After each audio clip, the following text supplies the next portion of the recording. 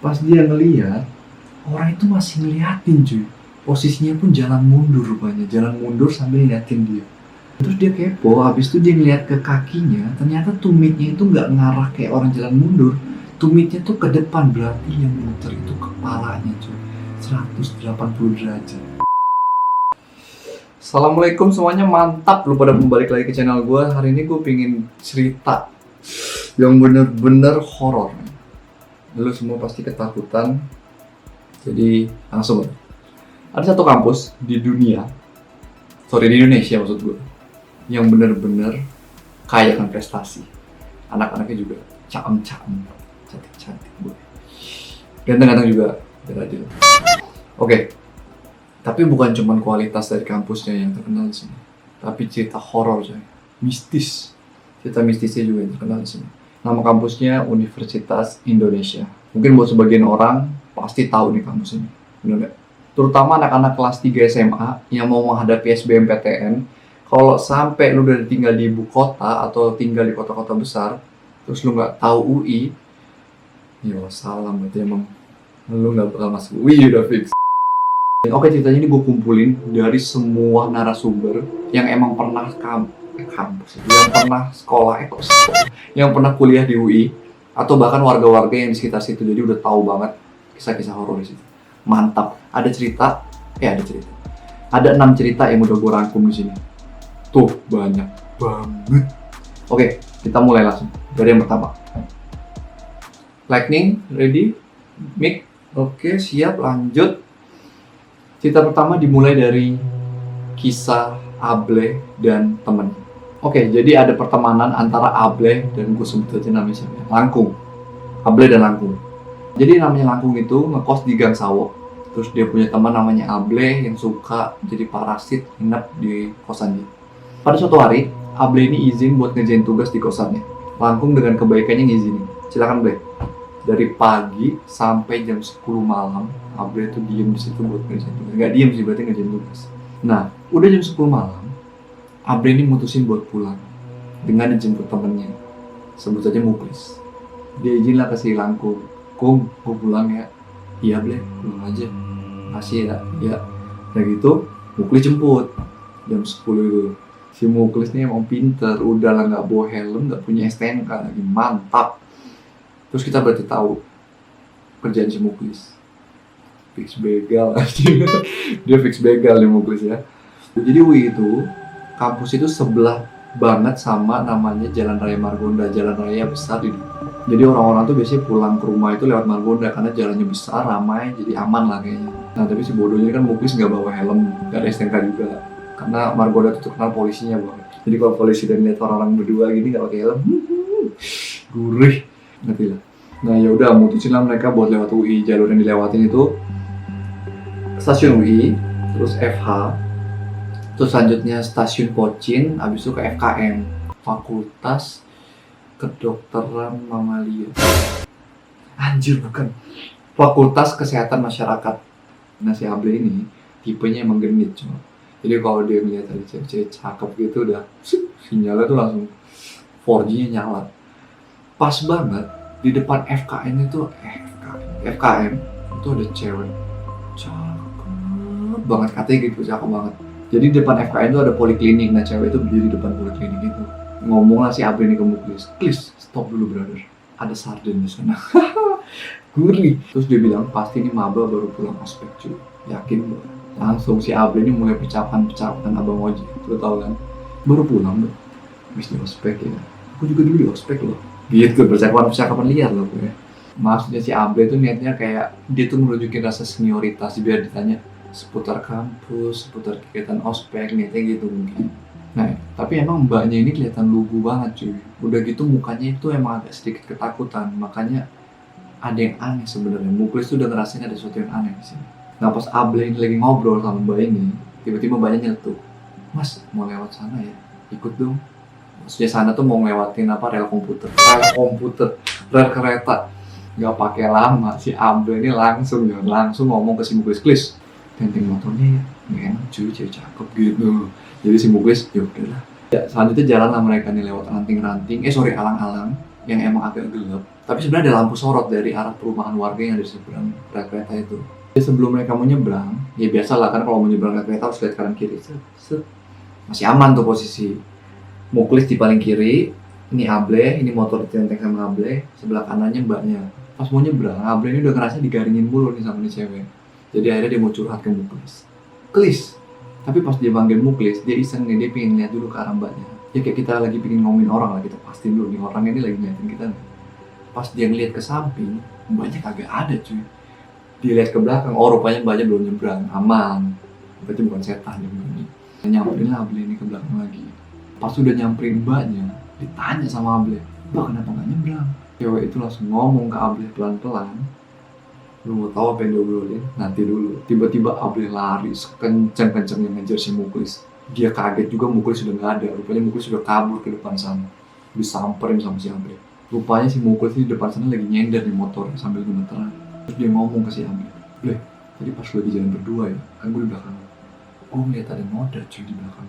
Awal gue kira noda. Pas gue deketin tuh bercak darah, sumpah. Ya gue yakin banget tuh bercak darah." Jawablah si Able, "Agak tahu Klis, sumpah gue." Ditanya sama Muklis, "Lah terus kenapa barusan?" Ternyata si Able dibisikin sama tuh cewek. Dia ngomong kayak gini, "Nggak mau takut, nggak mau ketabrak lagi." Ya si Able. Kata-kata aja dulu, "Nggak mau takut, nggak mau ketabrak lagi." Cuy, yang ditabrak itu, yang nabrak itu kereta cuy. Kalau nabrak delman mungkin masih koma. Anjay. Next. Cerita kedua. Oke, cerita kedua berasal dari maba. Jadi maba tuh emang sering banget diganggu sama hantu ya. Soalnya kayaknya jiwa itu masih lunak gitu ya. Jadi ceritanya dia dapat tugas banyak banget dari dosennya. Numpuk lah gitu kayak gunung. Terus kakak tingkatnya nyaranin dia, "Cuy, lu ngerjain di base camp aja." Jadi kalau dia ini anak FT, jadi kalau anak FT itu biasanya ada base camp namanya. Jadi di situ perkumpulan antara senior sama junior. Jadi seniornya biasanya bantuin ngerjain tugas gitu. Tapi karena tugasnya segunung cuy, tetap aja selesainya jam 3 subuh dari jam 9 malam. Nah si bocil ini, panggil aja Doble lah ya. Doble ini mutusin buat nginap di rumah temennya di Kukal. Sebut aja temen yang ditumpangin namanya Lukas ya. Jadi rupanya gak cuma si Doble yang numpang. Ada 5 orang lagi yang numpang di rumahnya Lukas ini. Nah karena udah lewat jam biologis tidur, mata mereka ini udah kayak apa ya, udah gak ngantuk lagi cuy. Jadi kayak lu pernah gak sih begadang? Lu udah gak ngantuk lagi tuh kalau jam 4, jam 5 gitu. Nanti ngantuknya tuh sekitar jam 6 lah, jam 7 tuh baru ngantuk banget. Lanjut nih, pulanglah mereka nih lewat Kutek, abis itu menuju ke Kukel. Jadi kalau anak UI ini tahu nih. Jadi kalau dari Kutek ke Kukel itu nanti lu ada kayak semacam tembok besi yang emang ngejagain UI-nya gitu, apa ngelingkarin UI. Nah rupanya karena mereka ini masih maba, terus masih canggung-canggung gitu, mereka ini masih kaku cuy rumahnya, kayak tembok second gitu ya. Jadi obrolan, jadi sepanjang jalan tuh masih banyak gimmick gitu. Nah pas sudah mulai masuk Kukel, mereka ini sebenarnya udah diperingatin sama yang punya kosan. Siapa namanya tadi? Lupa gue aja. Lukas. Sama si Lukas ini udah diperingatin. Jangan pernah melihat kiri kanannya, udah fokus aja di depan. Fokus aja ke depan. Nah si Doble ini bandel cuy, noleh lah dia ke rumah yang kosong di sebelah kiri. Perawakan rumah itu emang kelihatannya seperti udah lama gitu ya udah ditinggalin. Tapi anehnya Doble ini ngeliat ada nenek-nenek, bajunya lusuh banget, berdiri di sebelah tiang atau pilar gitu ya di rumah itu.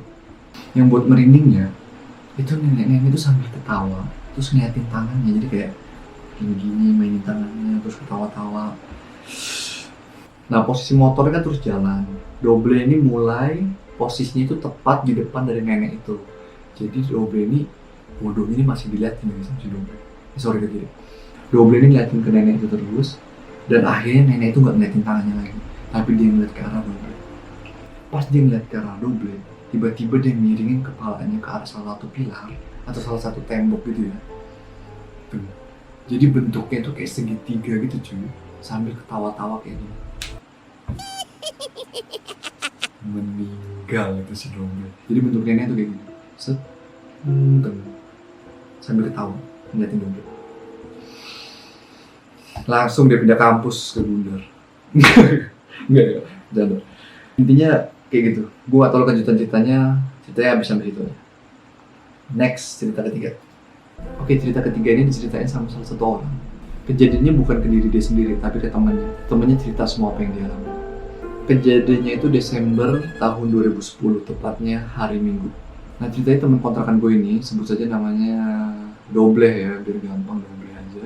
Dia pengen kerja kelompok, tapi ketemuan sama temennya itu di stasiun UI. Karena kalau di UI itu hari Minggu pasti nggak ada namanya bis kuning, bis yang biasa nganterin mahasiswa keliling UI. Anak UI pasti tahu. Nah, gue anterin lah si Doble ini ke stasiun UI. Nah, pas udah sampai di stasiun UI, gue bilang nih ke si Doble, "Bleh, nanti SMS aja kalau pulangnya." Terus dia bilang, "Hai ya Klis, makasih ya." Bisa lah kita di situ kan. Rupanya si Doble ini nggak ngechat lagi cuy pas pulangnya karena dia ngerasa nggak enak kali ya. Dia ngerasa nggak enak karena masa pulang pergi dijemput gitu, nyusahin banget kan. Tapi naasnya si Doble ini rupanya nggak punya duit juga buat naik Gojek buat pulangnya. Jadi akhirnya dia mutusin buat jalan kaki dari stasiun UI ke Kutek. Lo bayangin malam-malam. Udah kelihatan nih bocah akhirnya gimana, udah malam-malam lewat UI lagi. Fix makan udah gombel. Akhirnya dia mutusin buat lewat Fakultas FIB. Fakultas Ilmu Pengetahuan Budaya. Jadi di situ ada satpam nyetopin dia.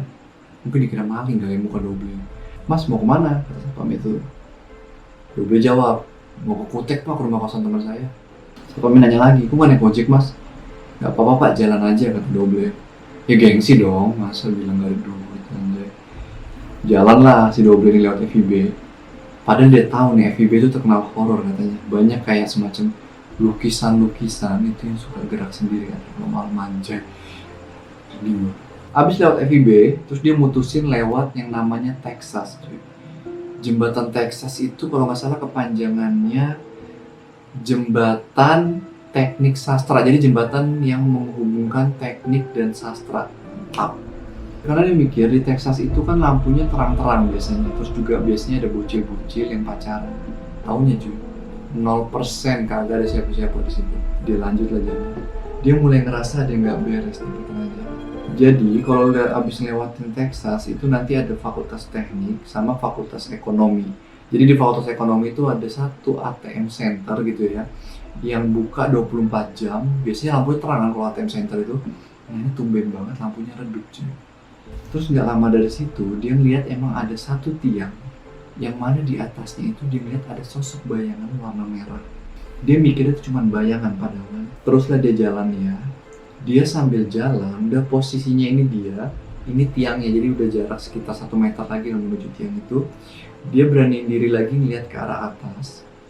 Dia benar-benar ngeliat ada sosok wanita lagi duduk di atas tiang itu, terus nunduk ke arah dia, sambil mukanya tuh pucat banget.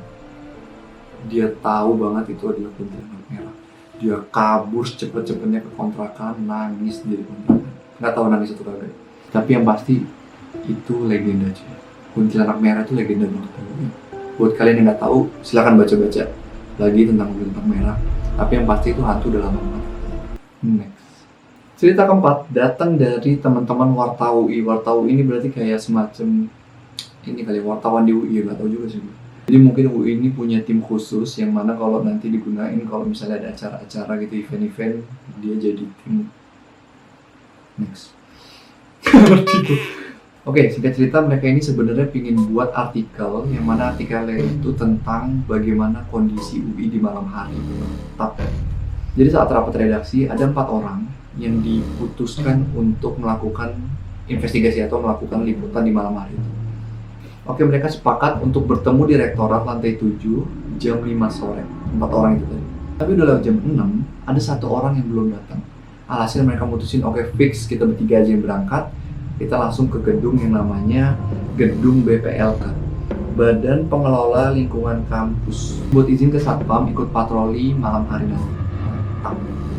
Jadi sepakatlah satpam ini bakal jemput mereka jam setengah 11 malam di gedung redaksi tadi. Rupanya anggota yang telat tadi itu datang jam 7 dengan alasan dia punya masalah keluarga. Enggak masalah keluarga, gue ada. Oh, ada acara mendadak, dia bilang ada acara mendadak. Nah, karena dia datangnya telat, alhasil temannya tadi itu cuma izin ke satpam. Dia butuh 3 motor atau 3 satpam untuk boncengin mereka bertiga. Nah, berarti kita sebut aja Doble lagi ya. Nah, si Doble ini alhasil dia harus naik motor sendirian. Ya walaupun nanti konvoy sih.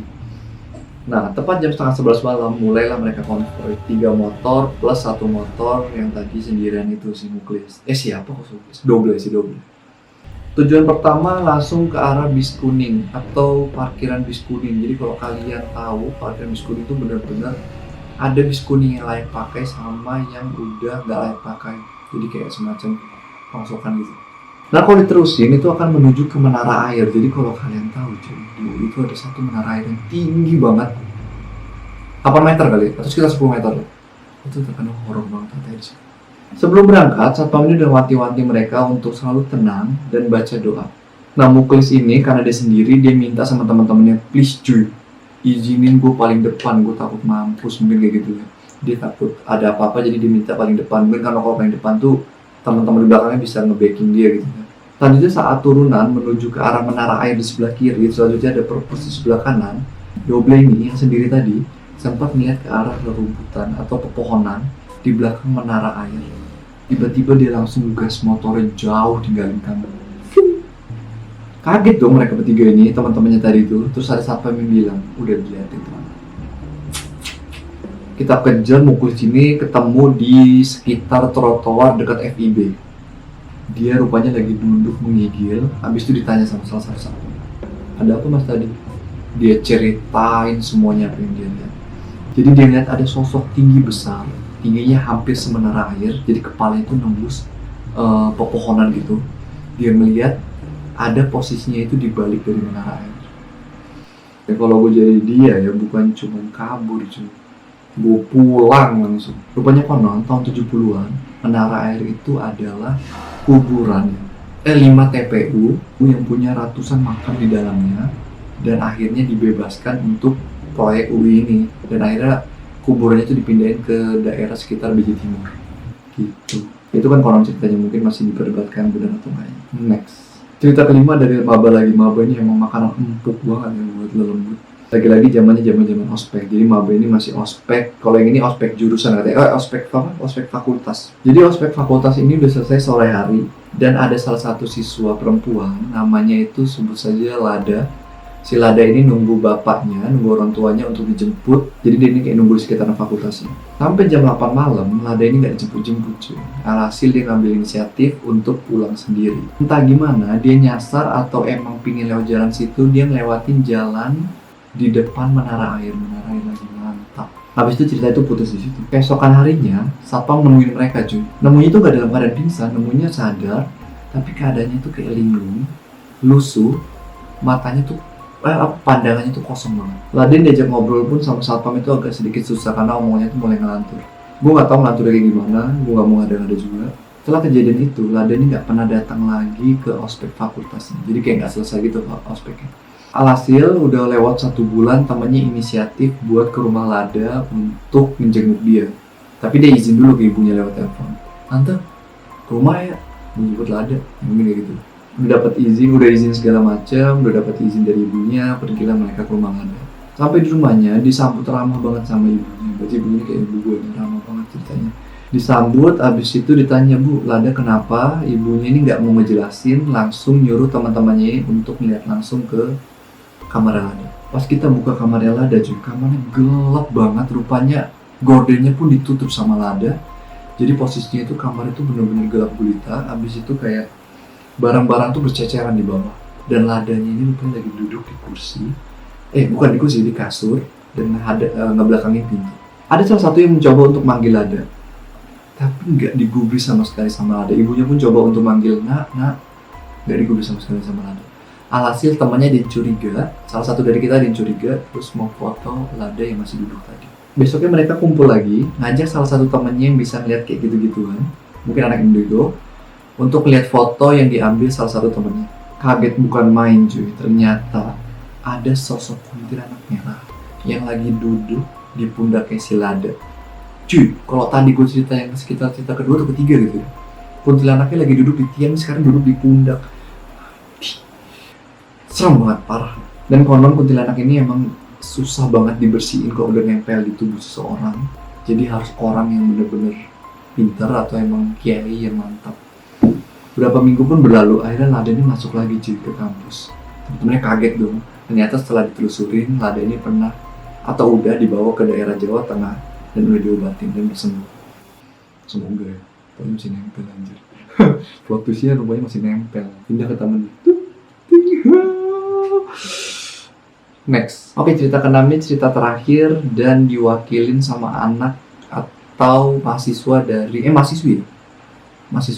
mahasiswa dari Universitas Indonesia tapi yang ada di Salemba. Jadi Universitas Indonesia itu ada di Depok, juga ada di Salemba. Kalau nggak salah di Salemba itu untuk kedokteran. Jadi ini bocil cerita anak kedokteran cuma mantap. Jadi dia ini rumahnya di belakang UI, tepatnya di Jalan Haji Koja. Iya, Haji Koja itu di belakang UI.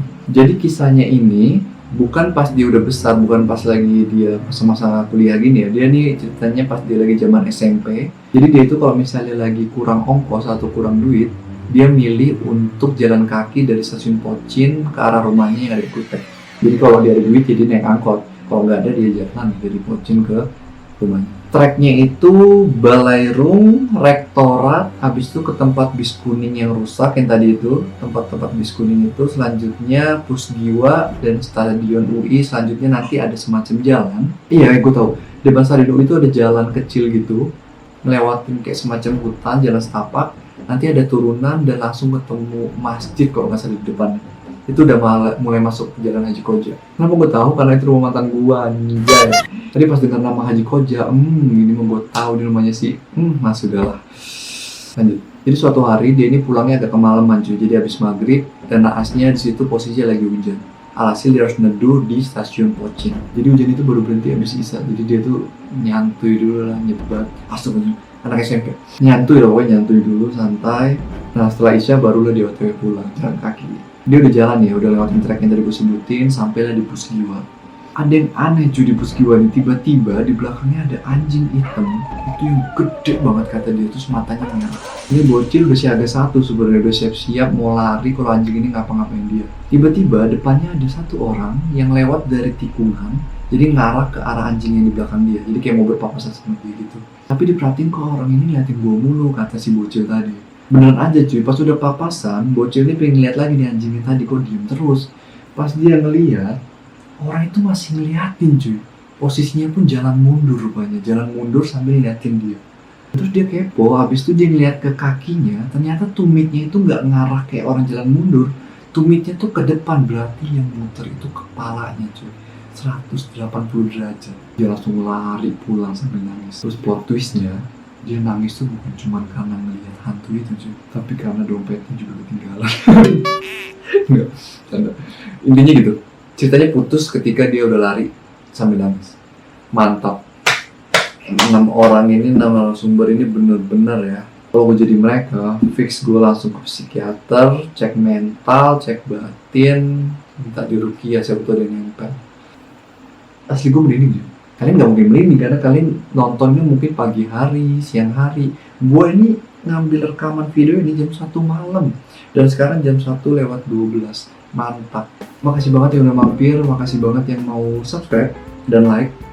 Sampai jumpa di video selanjutnya. Makasih.